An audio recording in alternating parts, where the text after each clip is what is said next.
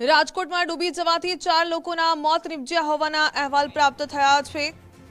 ડૂબી જવાથી 4 લોકો મોતને ભેટ્યા છે। રાજકોટની આ ઘટના સામે આવી છે। 3 બાળકો સહિત 4 લોકો ડૂબી જતા તેમનું મોત થયું છે। સમગ્ર મામલો સામે આવ્યો છે વીડીવાડા પીર દરગાહ નજીકની આ દુઃખદ ઘટના, જ્યાં 4 લોકો છે તે નાહવા ગયા હતા। ગુનામાં નાહવા પડ્યા હતા 3 બાળકો અને ડૂબી જવાથી તેમનું મોત નિપજ્યું છે। બાળકને બચાવવા જતા અન્ય 3 પણ ડૂબ્યા હતા। એક બાળક પાણીમાં ગરકાવ થઈ રહ્યો હતો ત્યારે તેને બચાવવા જતા અન્ય 3 લોકો પણ ડૂબ્યા હતા। સૈફુને બચાવવા જતા 3 લોકોના મોત નિપજ્યા હોવાનું સામે આવ્યું છે। મૃતક સોહાનનો આજે જન્મદિવસ હતો। સ્થાનિકોએ હાલ તો મૃતદેહોને બહાર કાઢ્યા છે।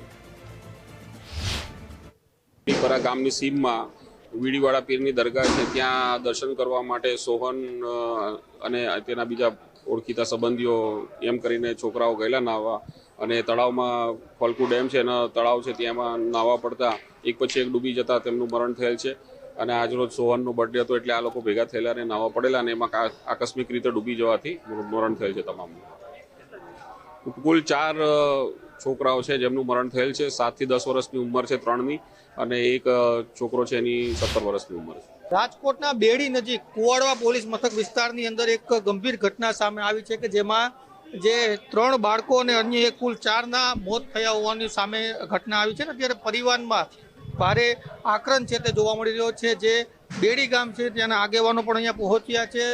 શું ઘટના બની હતી, ક્યારે ખબર પડી? આજ રોજ બેડી ગામ મુકામે વીડીવાડા પીરની દરગાહ કહેવાય છે અમારા બેડી ગામે।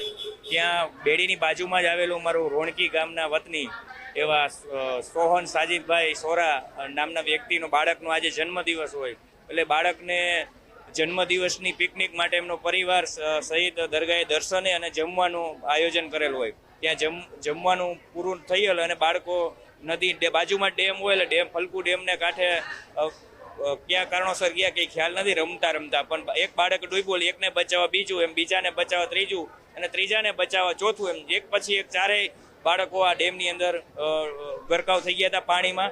અને અંતે ત્યાંથી લઈ અને ફટાફટ સિવિલ હોસ્પિટલે લઈ આવ્યા હતા અમે, પણ અહીંયા પહોંચતા 4ને મૃત જાહેર કરેલ છે સિવિલ હોસ્પિટલ દ્વારા।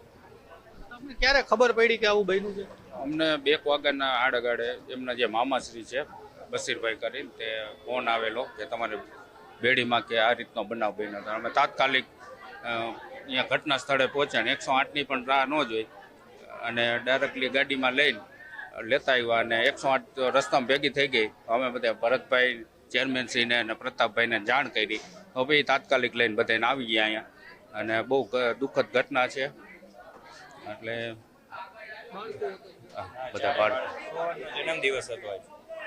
ચોક્કસ તમામ બાળકો છે તેના મોત થયા છે ને ત્યારે પરિવારમાં પણ ભારે આક્રંદ છે તે જોવા મળી રહ્યો છે, કેમ કે ખૂબ જ ગંભીર ઘટના સામે આવી છે। બેડી નજીક જે બાળક છે એક પરિવારનો તેનું જન્મદિવસ હોય, પરિવાર સાથે પિકનિક બનાવવા માટે નીકળ્યા હતા અને ત્યારે જે બાળક છે તે ડેમની અંદર નહાવા જતા આ દુર્ઘટના સામે આવી છે ને 3 અને બાળકો સહિત અન્ય એક કુલ 4ના મોત પણ થયા છે ને પરિવારમાં અત્યારે એક પ્રકારે શોકનું મોજું છે તે પડી વળ્યું છે, કેમ કે જે ખુશીનો માહોલ હતો, બાળકના જન્મદિવસનો માહોલ હતો તે અત્યારે શોકની અંદર પરિવર્તિત થઈ ગયો છે।